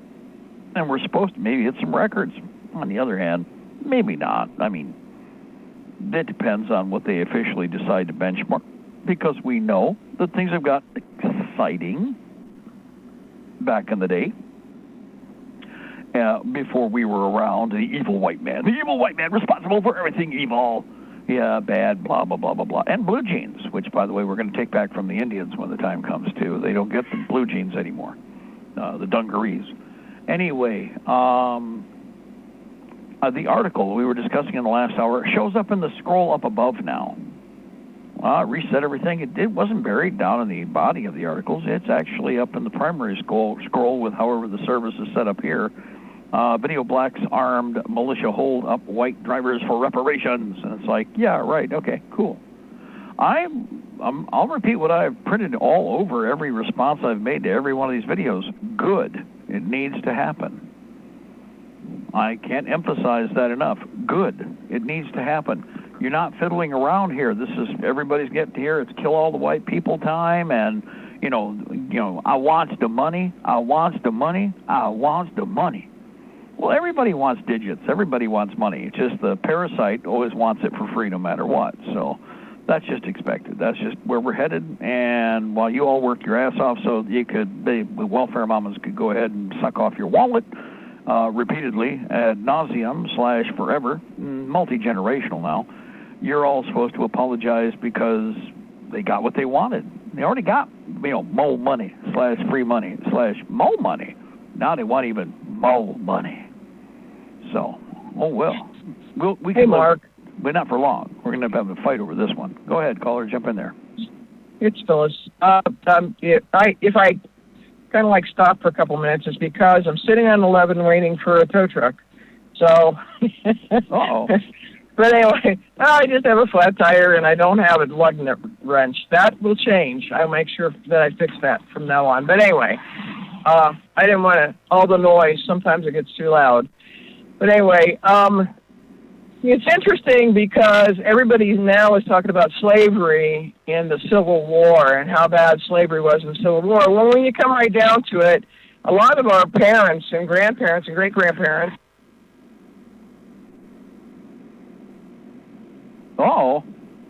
weren't here during that time. So it was just going to get real loud, that's all. They weren't here at that time. So, and most of the slave owners, if there were, by the time the Civil War was coming about, the slave market was going to nothing. Sorry about this. No, you're good, actually. So far, there's no background noise that's being picked up by that mic. You sound clean. Yeah, that's because I mute every time it gets too loud. Oh, okay. But anyway, bring up their who knows who, their relatives, their friends, whatever, and they were making money on this thing. So this was a money-making operation for them. So none of us really owe any of these people anything, to be perfectly frank. We don't owe them anything. If you really want to go after people, go after the people that actually enslaved the white people that came here as well, too. So, but they were all wealthy. That comes down to they want to just simply be slaveholders.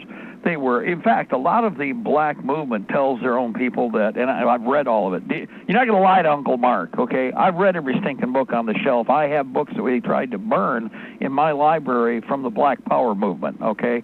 I can quote if you want, but I'll just help you out with this a little bit. Here's how it works. They were all princes and kings, and we just, because they got grabbed, of course, now they got grabbed by their counterparts in another tribe. Nigeria was very famous for this. And that's why a lot of them come from the Nigerian slave pits / the slave trade there. They were either kill them because they were the competing force, another tribe, or we can sell you to these guys. Well, sell us. So they got sold. But if they were lucky, they came here. If they're very unlucky, they went to the Middle East. They went through about 6 times as many slaves going in the Middle East because the Muslim attitude was that, well, they were cheap, and they got them for a bargain price, and they ran them into the ground, kill them off, and go get some more. That's the reality of most of the rest of the world's slave trade, by the way. You don't really want to talk about African and African slave trade because talk about working people to the mud, till there were no fingernails left, they did. And I mean no fingernails and the end of their fingers and parts and body parts rotting off, and then you get a little in the way, they club you like a baby seal, throw your corpse over in a hole if you're lucky, and or feed you to the savannah, and then they'd throw another batch out there working on whatever, the quarries, the pits, the mines, and not like the mines that you all envision today. And that was the black on black slave trade. So throughout history, there has been an element that has usually accumulated wealth and has different ways of moving the population both to war and to work. It's that simple.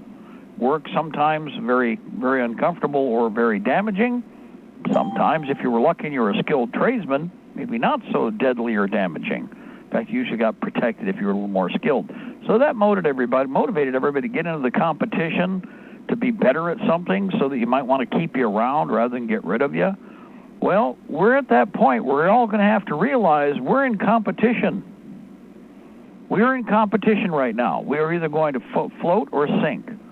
You are either going to pass your country is going to survive because you choose to make it survive, or you're going to let all of these shoe-size IQ idiot sticks flap their yap about how they want money. Now, here's the thing. They didn't think about it on their own. There's those other asshats behind them that are pulling the strings on them, and those are the ones I'd shoot first, but that's just me.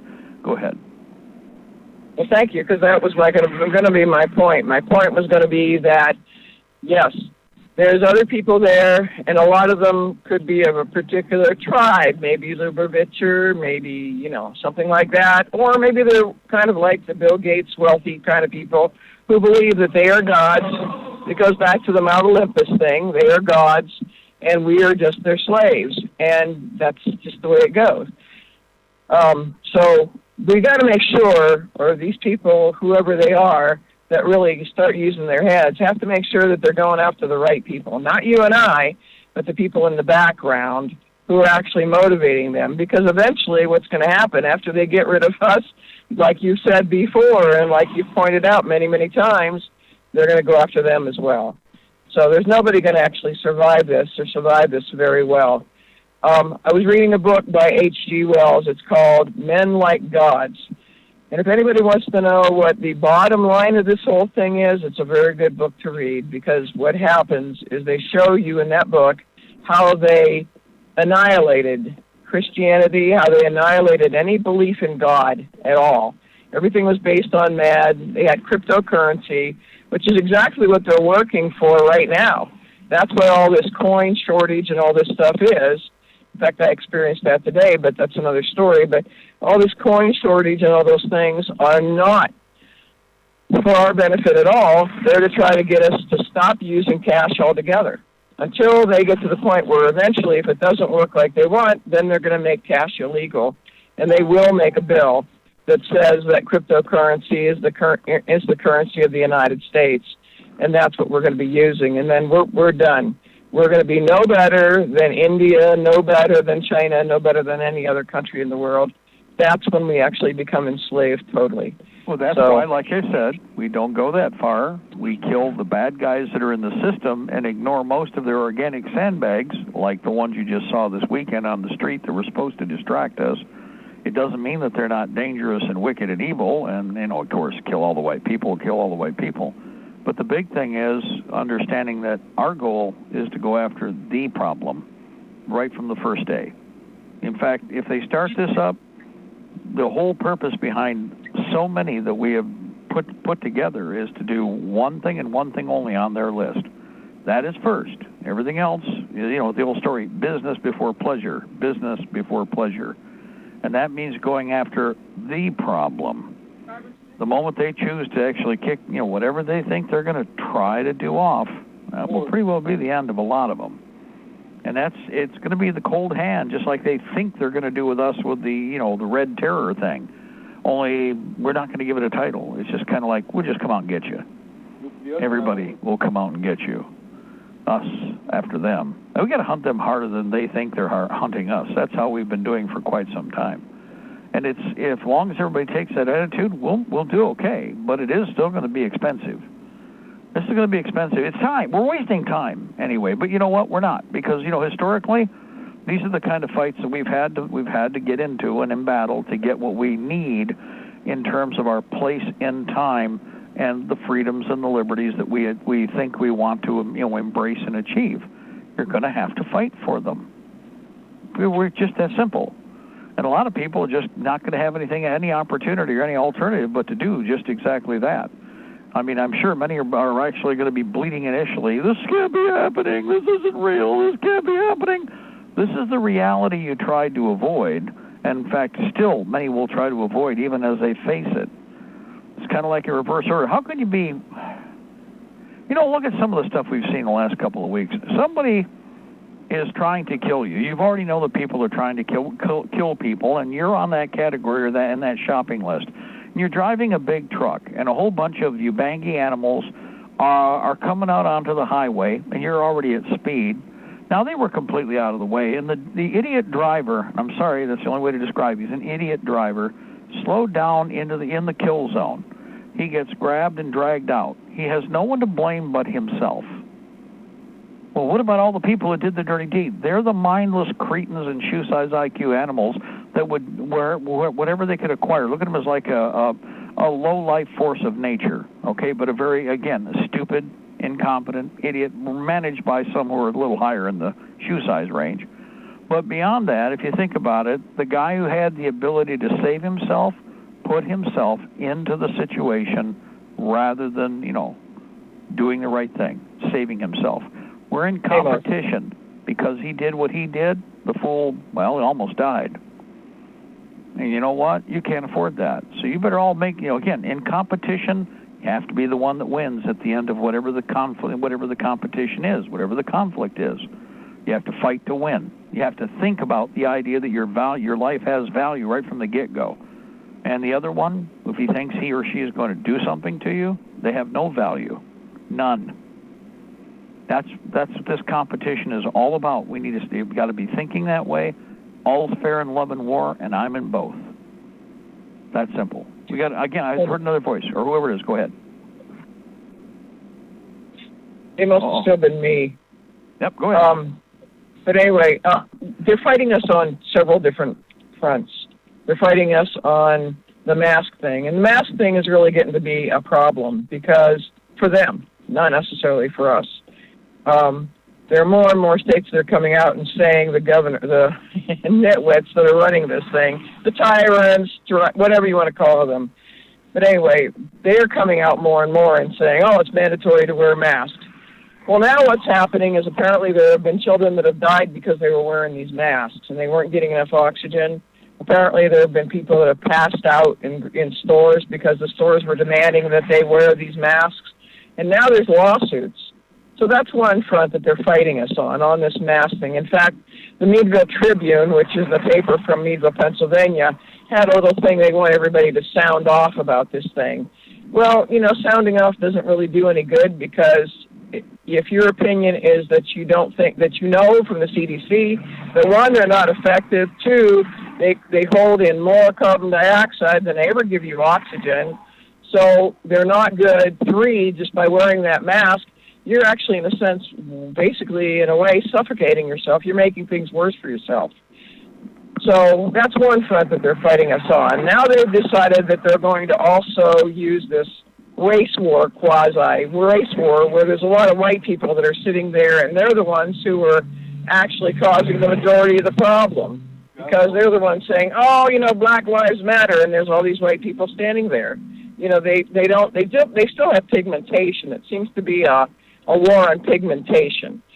So whatever your pigmentation, there's certain pigmentation that are better than other pigmentation. But anyway, that's another front. Now they're going after the money thing because that's another front. That's another front that they're going after. And obviously they're still at trying to get the guns. Now they're starting to come up with you've got to do the census, and the census forms have to be filled out. And apparently they're pretty thick. And they take a lot of time and a lot of effort, which people shouldn't be filling those out. They should be sending them out and say census means accounts and leaving it at that. And then letting you send you a simple one that says how many people live in your house. And that's all. That's really all it's necessary for. But anyway, there's another front. So the fronts keep building and building and building. You know what I mean? And it's causing more chaos in people's lives as well. So that's the problem. There's no basic... You know what I'm saying? There's no one center, one thing that you're fighting. It seems like there's different places here, and maybe I'm not seeing this correctly, but that's kind of what I see. Well, it's always been. By law, all we have to say is how many people are in a house. Yeah, you're right. However, they've tried to change those laws and made it so that you actually have to provide all this other information, which you don't.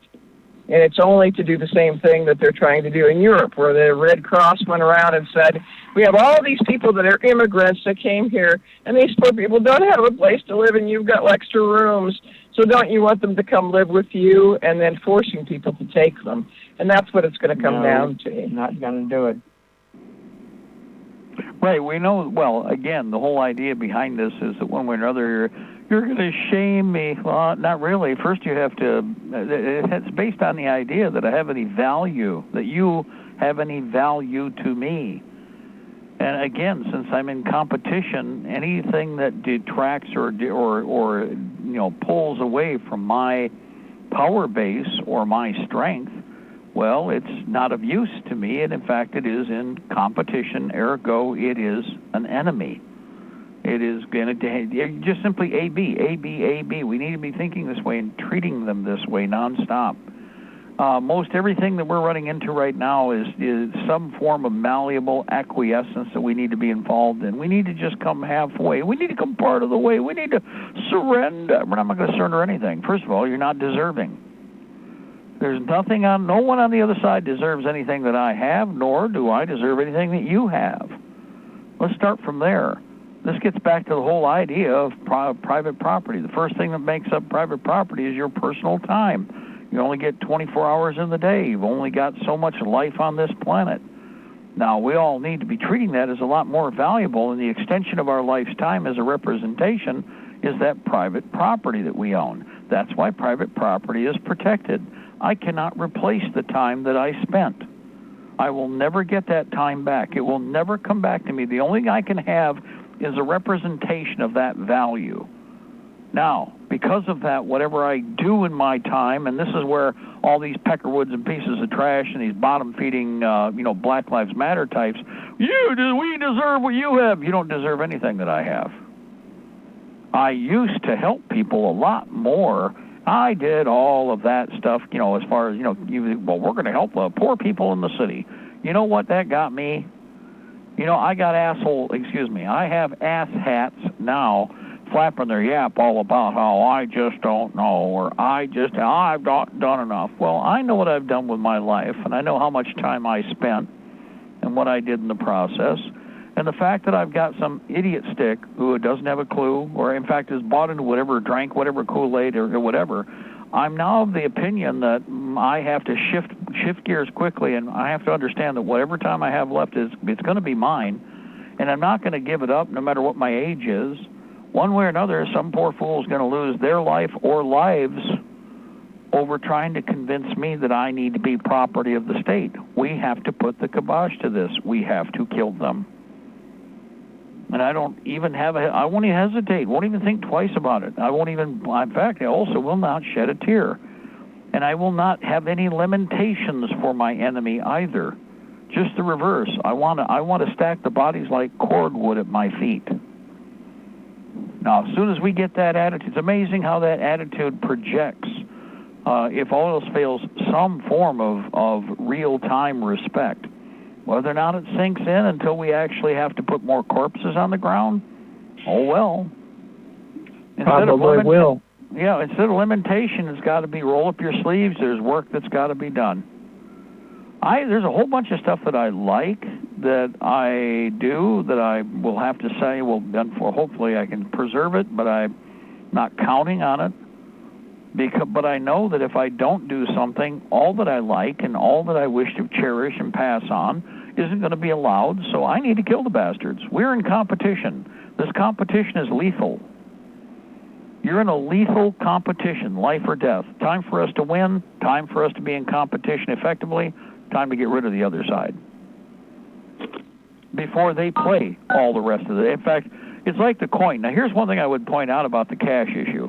There are a couple of things that nobody's been talking about. The banks, before the coronavirus scam hit, we talked to a lot of the cashiers and bank managers, and they already said, yeah, everybody's starting to see the writing on the wall, and, example is the $2 bills were gone because any cash was better than no cash, realizing they might not get anything out of the banks to begin with.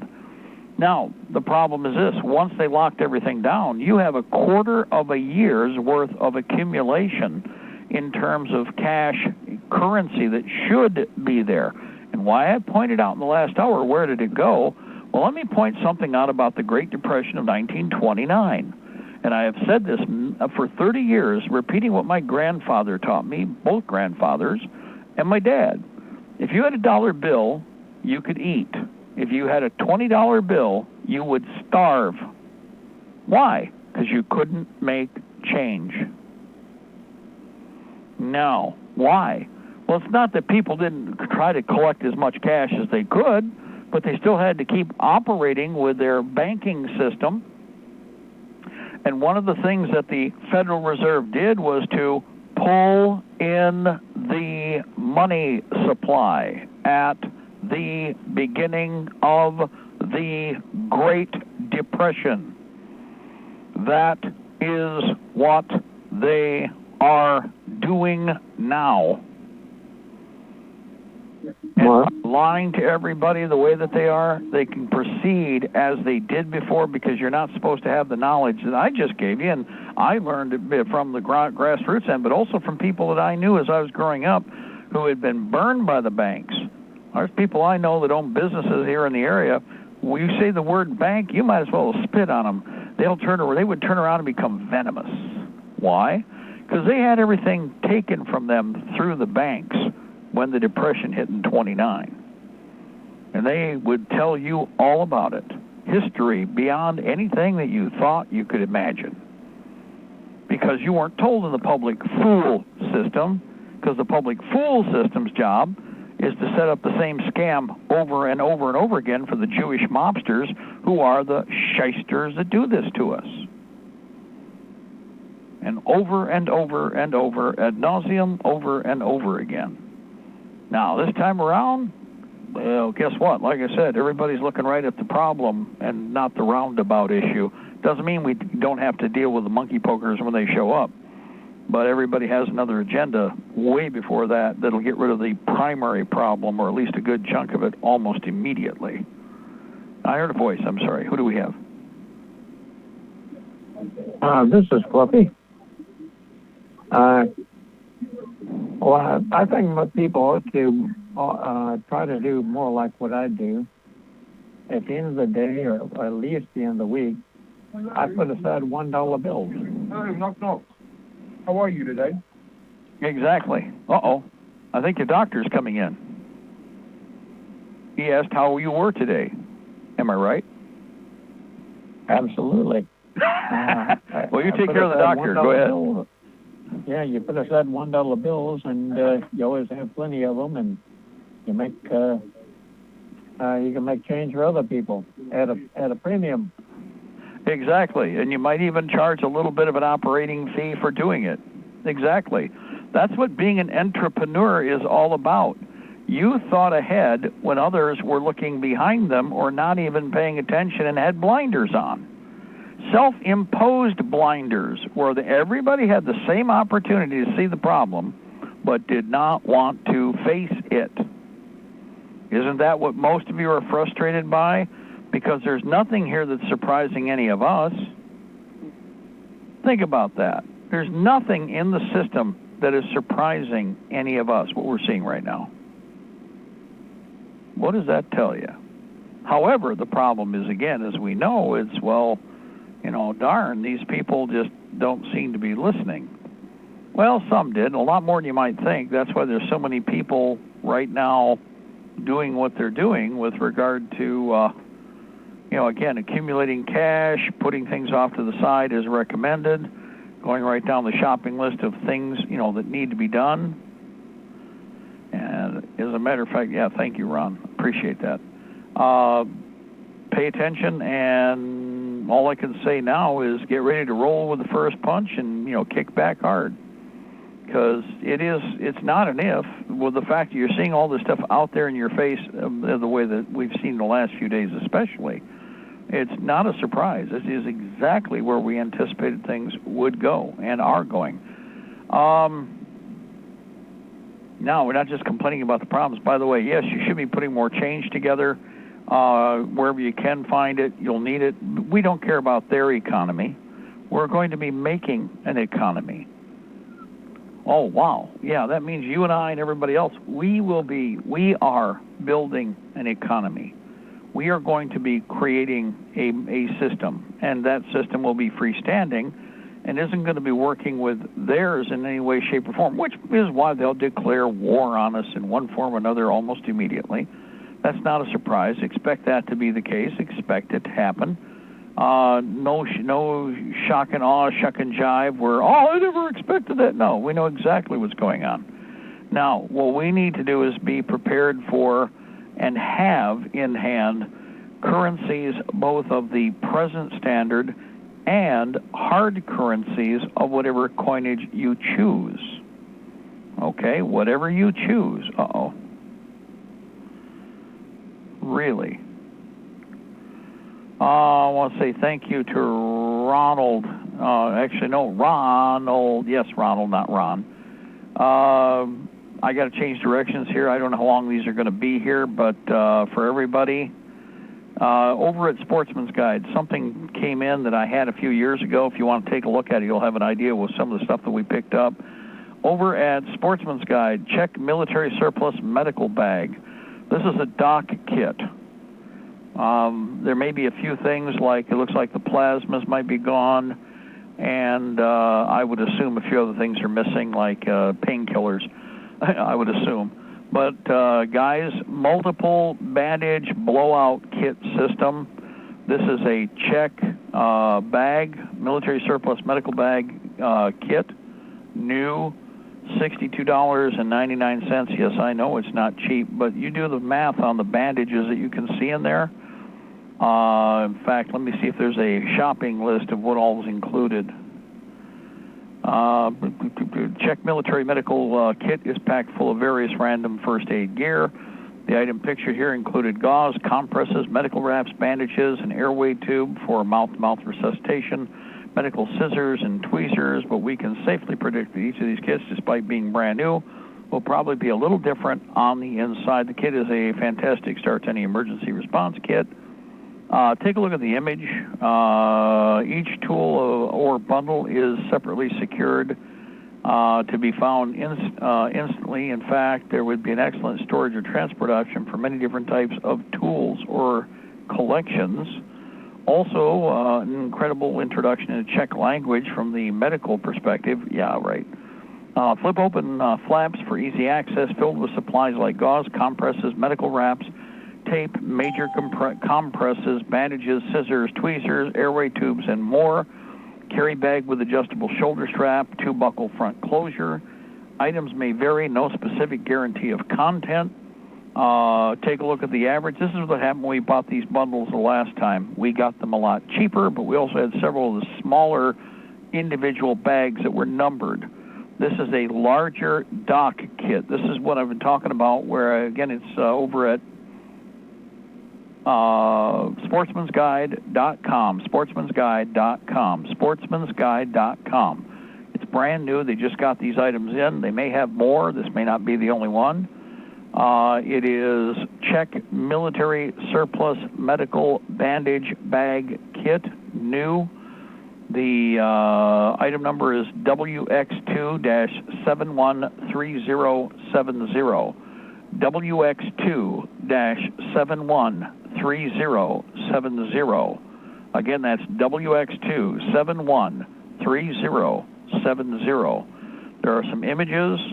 The difference is this particular bag is probably a third bigger than the largest of the med kits that we picked up before.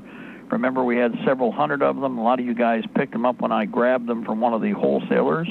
I made a deal on the entire whatever lot they had left.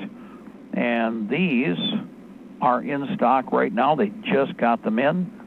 It includes a number of other medical utility tools. One looks to be basically a sinew chopper. Oh, that sounds horrible. Yeah, but that's one of those things there. They used to make issued medical, like machete/engineer knives. They were designed for, well, if a guy's got a limb hanging there and there's only a piece of flesh and maybe a tendon, yeah, you used it to lop off the difference so you could, throw the limb off to the side and take the casualty with you. More modern times, you take the leg with you also anyway. But fact of the matter is that there are some other tools in here that you will go, what the heck is that for? Oh, I understand exactly what that's for. So, again, this is over at sportsmansguide.com, and it is the Czech Military Surplus Medical Bandage Bag Kit. Looks like it's got smalls, mediums, and larges. Now, the larges don't look like they're the elephant tampon size, but they're probably more halfway between what we call a medium and a large dressing. And typical, it looks like there's only 2 of them. You know, that's average what we pack per kit. A lot of the backpacks you'll be thrown that I have put together that are medical backpacks for doc have 4 of the giant large/elephant tampon size wound dressings. They're designed to cover whole areas of like the back or the abdomen or whatever. In addition, there's medium dressings, and again, there's a number of different types and sizes. And this will probably vary because that's exactly what we saw with what we put together, what we purchased the last time. So, but they definitely are worthwhile. I have one of these in every one of the vehicles, basically right now. Complete crash kit. The only thing we did is we added the IVs, put everything back in where it belongs. And other than that, the only consideration is whether or not you want to bag it in another big Ziploc, like a massive industrial bag, clear, so you can see where it is. And that offers a little more weatherization for long-term kit use if you're going to keep it in the vehicle. So that is over at sportsmansguide.com. Go ahead, caller. Mark, I'd like to make a comment. Very, very good item there for our attention. I'm very familiar with some of the bandages in that particular Czech kit. And let me see if I can get back to this real quick. Yeah, I've got the picture of it here. Do you still have the picture up, Mark, in front of you? Yep, right now. Okay. Now, do you see on the bag, do you see the 2 bandages that are the darkest color on the end of the bag? Right inside. They're inside underneath what appears to be, like I said, it's one of those sinew tools. The chopper. It's right. It's in its own little bag, by the way, sealed. Go ahead. Yeah, not that, but right to the inside of that. See the 2 the 2 bandages packaging that's just alike with the black print on it. Okay, well there's 6 that are white with blue print, and there's 2 that have red and blue. Oh, maybe. Okay. No, hold on. I'm going to check something. You got me curious because I wonder when they got these in the last time they had multiples. No, that's the same one. Okay. The only one they have that I see listed. I just did check medical, see if they had anything else. Go ahead. Mark, the other end of the bag, opposite end that you were looking at. Do you see the 2 with the brown outer packaging? Right, darker that's what brown? I see those. That's what I mentioned the first time. Okay. I am very, very familiar with those. You might be also. Those are very, very unique. Those, once again, those are Czechoslovakian. And first of all, I've never seen that type of outer packaging on those, and there's an inner seal packaging on those. And the unique thing about those, it's a dressing. And there's actually 2 pads. There's 2 pads of the same exact size, dimension and thickness. When you first open the dressing, the first pad that you come to is fixed. Right next to it is the same size pad, but it will slide up and down the actual bandage, okay? So you can put both of those pads together, use it on a single, say, a treatment or wound, or if you have an in and an out, you can stab your fixed first pad, rotate the secondary movable pad to the other side, and continue your wrap. Over. Right. You can take care of both the in and the outie.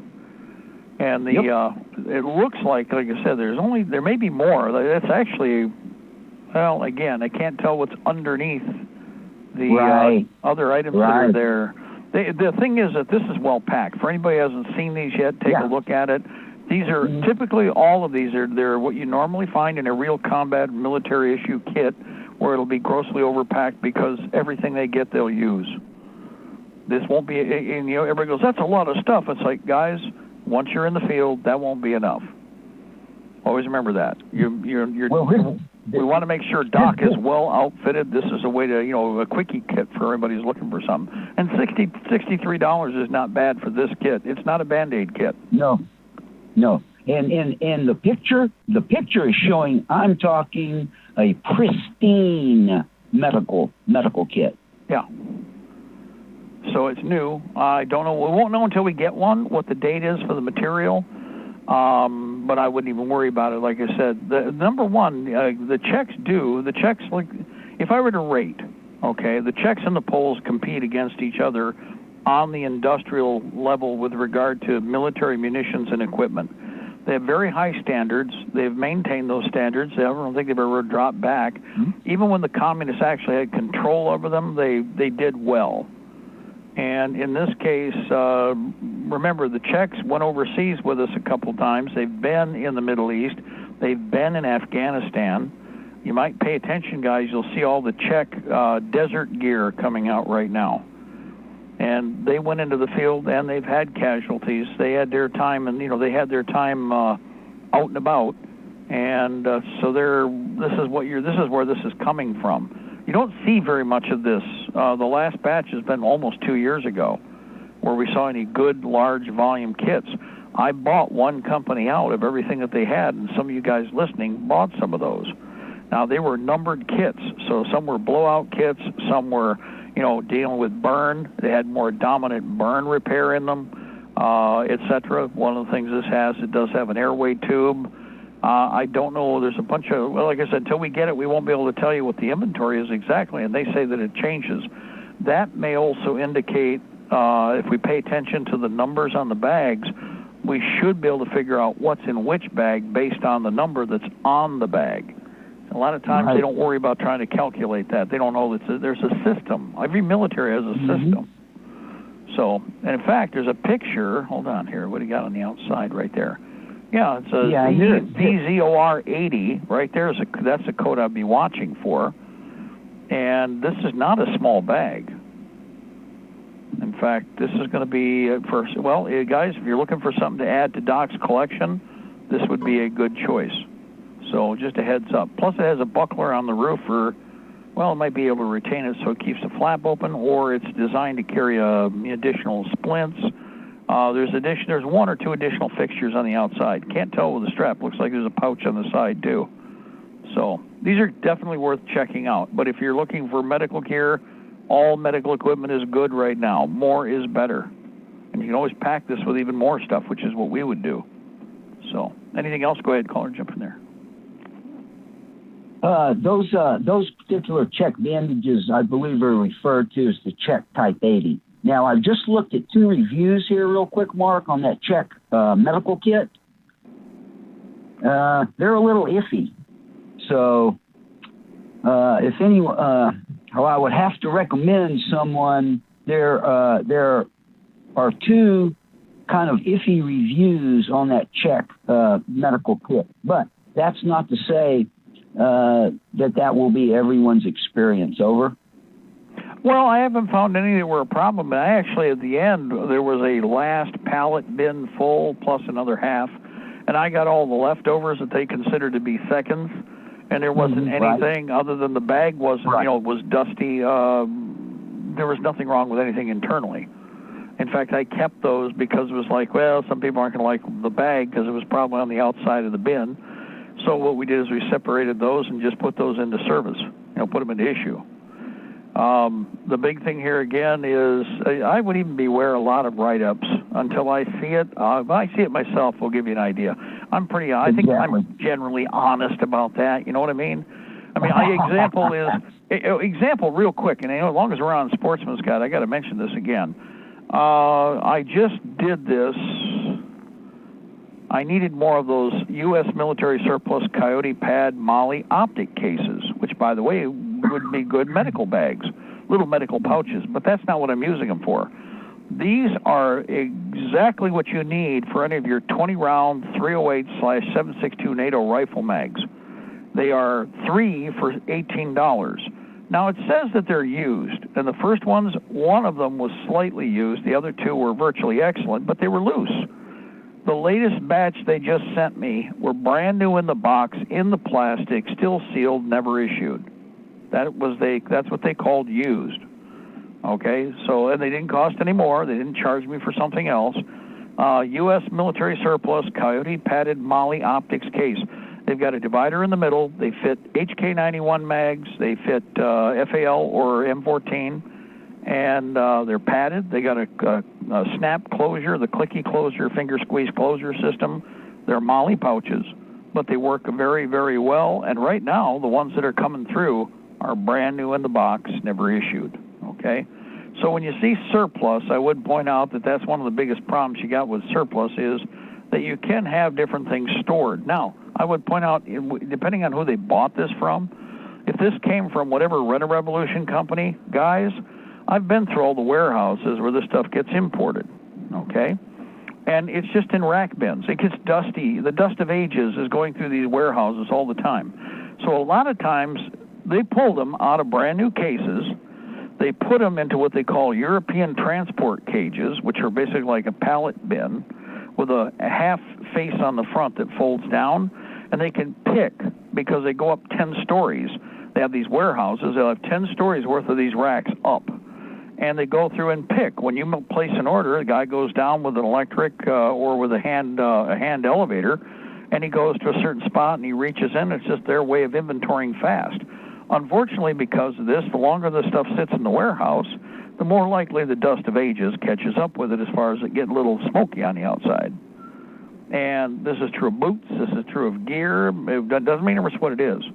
So if you see something like this, understand that if you're lucky, the company might have left them in cans. They typically don't. They got a transport can. It comes in, just like you see for any container ship. And they open it up, and then they have to sort everything. And then once they're done sorting everything, then it goes into those bins I told you about, those cages, and then they start the picking from there. So that's where Sportsman's Guide gets theirs from in all of this stuff, no matter what it is. One of the big ones is Sturm, which is German. Their warehouse overseas takes up a small city. I mean, the warehouses are these big-ass military Quonset and factory buildings. Over here, they are old, literally the first one is actually a purpose-built warehouse. Right behind it, the other building is a complete American auto factory that they took over and filled immediately. And that one, the company went over to Mexico, NAFTA and GATT. So they took that building over, and that's where all of your HK91 mags you've been buying for the last decade, well, that's where they're stored, right there, in the back, in the middle, and as far as you can see to the ceiling, and 6 to 7 to 10 pallet bins deep, depending on what era it was. They brought in massive quantities of those mags. And originally, they charged one price no matter what condition they were in. And most of them were brand new in the wrapper, unissued, German military, in the plastic, in the dissicant paper, in the plastic sealed bags, so they really can't go anywhere, which is how a lot of them are that you're still finding. That's why they look new. Well, they technically are. So but the surplus can be a catch as catch can, throw the dice. Now, real quick, I'm going to do this. Sportsman's Guide. No, they don't advertise with us. I'm mentioning this because we're there. Voodoo tactical elbow pads, 3 different flavors. Looks like one is coyote brown, one's more of a tan, the other one is black, and it's 3 pairs of brand new Voodoo elbow pads for $15.29. Not the best price, but a good price. And again, you don't get a solid pattern of colors. You get a mix. So if you go take a look at that, it's Voodoo Tactical Elbow Pads, 3-pack for $15.29. And so that's another one of those things where safety and PPE equipment, stuff that you need, medical stuff that you need. In fact, now that I see this, and it was the only one of its type that I see here, I'm also going to look at some of the other companies and check with the wholesalers to see where this came from. Because if they have one, they typically have others. If we can find others, we might just get them all. We'll see what happens. Because, again, I'd rather we have it than it just randomly falls out there. But whoever gets there first, congratulations. You got it, we didn't. Or we got it, you didn't. And, again, I'm in competition. You all better be thinking the same way. Should have been thinking that way from the get-go. We're at war. So this is a competition. The ultimate of play. You ever think about that one? I like what somebody wrote several years ago. It's like, well, war is nothing but the ultimate of play, only taking it very seriously.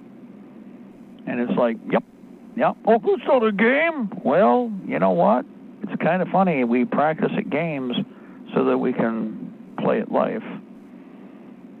Just something to think about there. And we are going to be fighting for our lives. That's obvious. Kill all the white people. Kill all the white people. Kill all the white people. I wants money. I wants money. I wants money. And they're telling you flat out. That's the agenda, people. You need to apologize for existing. I'm not going to do that. I don't ask anybody else to. Not going to bend a knee. Not going to get on my belly. Don't ask anybody else to do that. Don't you come up and even think about it with me. I won't even hesitate to put you down. Don't even be surprised around me when that happens. I don't do that to anyone. And I'm sure as hell not going to put up with any asshat thinking he's going to do that with me or with anybody around me. So we better have an attitude. We are in competition. Time to win. We are in competition. Time to win. And that's your attitude. Now, another thing real quick before we go. We are at the top here. It is Monday. Over at, what was it? Oh, come on. I'm trying to recall. I think Bear Creek Arsenal got some 5.56 barrels in. Somebody was asking me about that. In the 16-inch N556. Don't know what the spin is. They might even be gone already. You know how it is. Spit on a griddle. But if you do see them and they're still there, check them out. 16.5-inch AR-15. I think they're M4 barrels. They were some in the white, and there were some that were phosphate finish. Either one. If it's in the white, paint it black. Just go get some Krylon or get some armor paint, whatever you want to work with, and paint them black. Get them covered up real quick. Most important is get the rifles together. Last but not least, I know that people... Epoxy paint. Repeat? I was recommending epoxy flat or semi-gloss paint at most. Right. Epoxy. Very tough. Yeah, as a matter of fact, there are a couple of different ultra flats that are out there in that range that will do a fine job, and it doesn't have to be green, guys. It can be brown. Green and brown wouldn't hurt anyway. Break up the color scheme wherever you can. For anybody else out there, if you're thinking about organized army, equipping and training as militia, don't forget www.colonialmarinemilitia.4mg.com. www.colonialmarinemilitia.4mg.com. That's www.colonialmarinemilitia.4mg.com. And we want to say thank you to all the guys and gals that participated in security operations this last week. You'll notice they're making everything foggy out there, guys. It's not gone the way they expected. People are not panicking. In fact, watching what happened this weekend with the humongous knuckle dragus, good. I hope they get more mouthy. I hope they got to keep doing what they're doing because that'll help teach people. They get their epiphany. They get their work brain on or switched into the on position. I don't care what it takes. Just get everybody motivated. We are going to fight the New World Order. We're going to be fighting the globalists. We're going to get rid of them. But to do that, just have to have an attitude. We're in competition. We're going to win. And we will win. We're at the top. Should be hearing the music. And we made it to the very end of the second hour. Also a reminder, Charlie Daniels passed away. God bless him. Rest his soul. Hopefully I'll find the song I was looking for earlier. We'll play it during the 8 o'clock hour. God bless our republic. Yes, the New World Order. Hoorah. We shall prevail, ladies and gentlemen. The empire is on the run. And we are in the march, both day and night. All right. We'll be back in 1 hour. Edward taking over. More Liberty Tree Radio right here. Don't touch that dial. And it is Monday on LTR. God bless. Bye-bye.